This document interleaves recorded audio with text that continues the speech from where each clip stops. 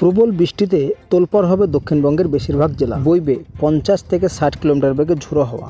তো আসুন আজকে জেনে নিই কোন কোন জেলায় এমন পরিস্থিতি হতে পারে। তো দক্ষিণবঙ্গে আজ বজ্র বিদ্যুৎ সহ ঝড় বৃষ্টির সম্ভাবনা রয়েছে প্রায় সব জেলাতে। আকাশ বেশ কিছুক্ষণ মেঘলা, আবার বেশ কিছুক্ষণ রোদ দেখা যাচ্ছে, তবে গরম ও অস্বস্তি বজায় রয়েছে। এক্ষেত্রে দেখা যাচ্ছে বৃষ্টি হলেও সাময়িক স্বস্তি মিলবে এবং তারপরে কিন্তু আবারও আর্দ্রতাজনিত অস্বস্তি বজায় থাকতে পারে।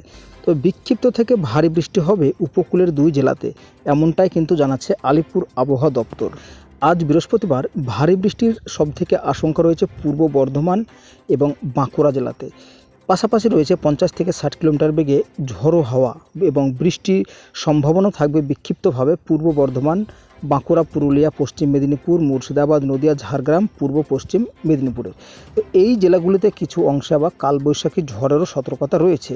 তবে এই দুর্যোগপূর্ণ আবহাওয়া আগামী সোমবার পর্যন্ত চলতে পারে প্রায় দক্ষিণের সমস্ত জেলাতে। বর্ষা নিয়ে যে আপডেট রয়েছে, রাজ্যে ঢুকছে মৌসুমি বায়ু। সিকিম সহ উত্তরবঙ্গের কালিম্পং, আলিপুরদুয়ার এবং কোচবিহার জেলার সমস্ত এলাকায় দক্ষিণ পশ্চিম মৌসুমি বায়ু প্রবেশ করতে চলেছে। আগামী সোমবারের মধ্যে মৌসুমি বায়ু অর্থাৎ বর্ষা বাংলার আরও বেশ কিছু জেলা অতিক্রম করতে পারে বলে কিন্তু জানা যাচ্ছে।